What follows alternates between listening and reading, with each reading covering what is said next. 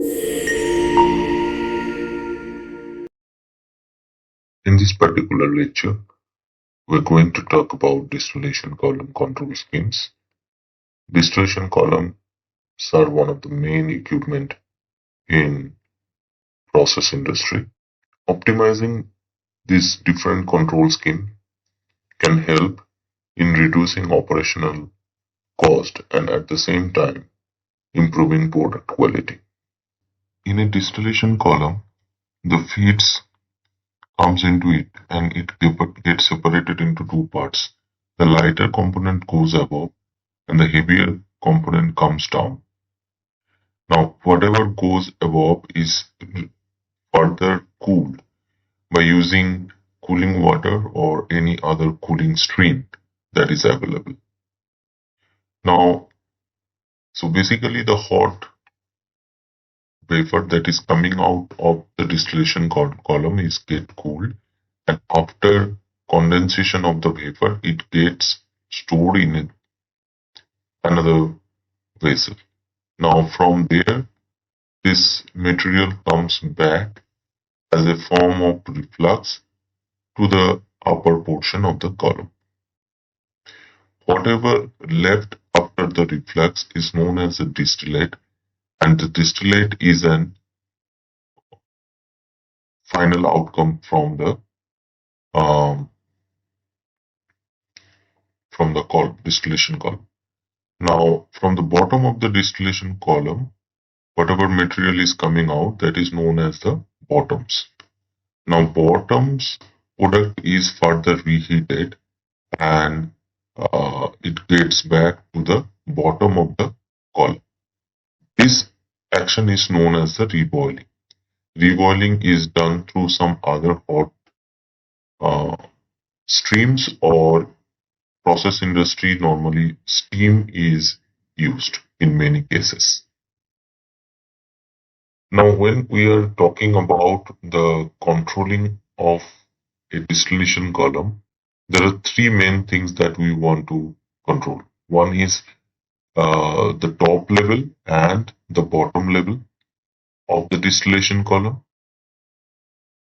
This is the bottom level. So bottom level is may get controlled through the bottoms.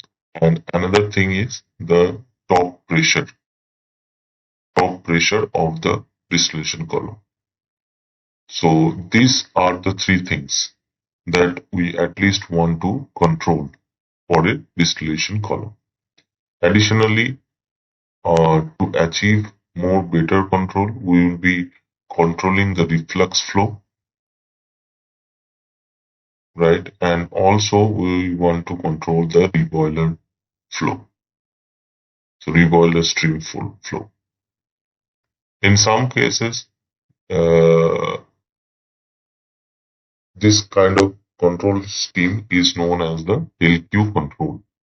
LQ is because we are giving set point to the Q, which is the steam, and also we can give the set point to the reflux rate, right? So that is the L. So that's why this control structure is known as the LQ structure. So as you can see, we are controlling the flow of the reflux, and also we are controlling the amount of steam that is going to the bottom, right? To heat the material. So basically here we are controlling the amount of energy that is going into the distillation column. So that's why known as the energy balance control structure. Okay. Now, in this case, as you can clearly see, how the control is achieved is, one is this level, this top level, that is controlled through the flow of the distillate. So by controlling the flow of the distillate, this level is getting controlled. Again, from the bottom level is getting controlled by the bottom flow, right?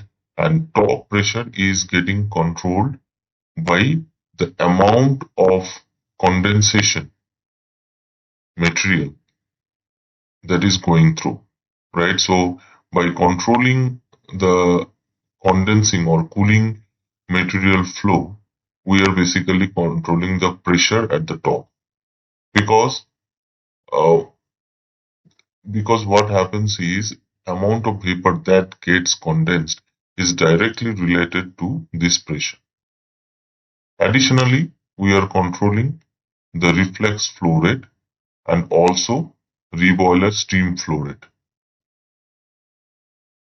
This whole control structure is known as the LQ, because we are controlling the reflux flow, which here we denote it as L, and also we are controlling the steam or energy that is going at the bottom.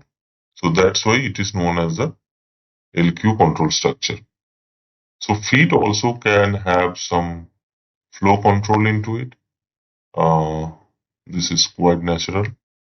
Now you have understood LQ. There are different variations of this control scheme that we will see in the following slides. Another control scheme that is available is DQ control. So in the case of the DQ, what we are doing, we are basically controlling the distillate. We are basically controlling the distillate flow through a closed loop flow control, and the label, instead of getting controlled through the distillate, label is getting controlled through the reflux. This is getting controlled through the reflux rate. So this is because, suppose in many cases what happens, the distillate flow rate is very less, right? So it happens when you have a impurity, right? If you have a impurity in the process, suppose your material is A and B, right? So A goes onto the top and B comes at the bottom. Now the quantity of B, A is very less. Then what happens? Whatever come inside and whatever the flow that come out of the distillate, this A is actually very, very less, right? Compared to the distillate that is going through here, right? So, so actually if the flow rate is very less, it is at like leakage. Now with the leakage, you cannot control the level, right? Consider a huge tank in which there is a drain, and through the drain there is a small leakage is there. So that small leak actually does not affect the overall level of the huge tank. So that's why when this we denote by D and this flow we denote by L. So when D is uh, much lesser compared to L, at least 4 times lesser, this is a kind of a thumb rule, then we use this DQ control structure. So what are we going to do? We are going to give the set point to this D, this distillate that is flowing through it, and we are also going to give set point to this reboiler steam, right? Okay. So this is another control structure. So we have seen now LQ control. We have seen also DQ control. Now there can be some okay. Now see what else is available. Now there is LB control structure. What happens is LB control structure. LB control structure here, this less flow is sufficient.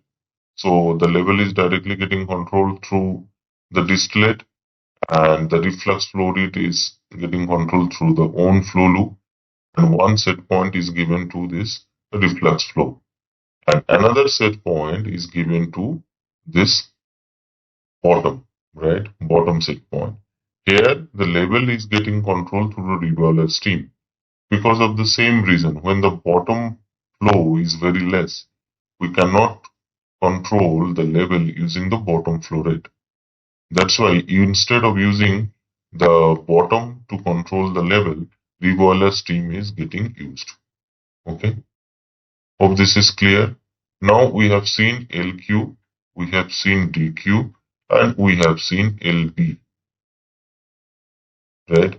Now it can come to your mind that we can have then DB control also, right? So DB means on the top you are doing from distillate and bottom you are controlling from the bottom. Now this situation is very rare, and in this DB control is strict no-no, because if you see, feed is actually getting diverted into distillate into bottom, right? These two things are there. Now you cannot control this also independently and this also independently. It is only possible in the case of the super fractionator, right? If it is a like super fractionator, then only this DB control is used. Otherwise, DB control is strict no-no. Okay. Other than that, we can have also L by D control, L by D to B control. L by D is known as the reflux ratio. So operator can give L by D set point, and this particular block takes input from the flow of the distillate. So basically this is a this multiplication block. So what happens? Operator gives L by D set point and it gets multiplied by actual value of the distillate. So it gets you the reflux set point. So ultimately this reflux set point, these L set points come to here, right? This is like in many cases what happens is operator mm, wants to control the system by reflux ratio. So in that case scenario, this kind of control can be used. Again, on the contrary, we can have D Q by B control, where is the Q by B is the reflux rate, reboil rate or reboil ratio. So we can control it with the reboil ratio, right? Similarly, instead of D Q by B, we can also have um, like L Q by B control structure, or in other case where it was L by D, we have seen L by D into B. We can have also L by D into Q control structure. So as you can see, there are so many different kind of control schemes that are available, and based on the in your use case, you can choose the particular control scheme that you need.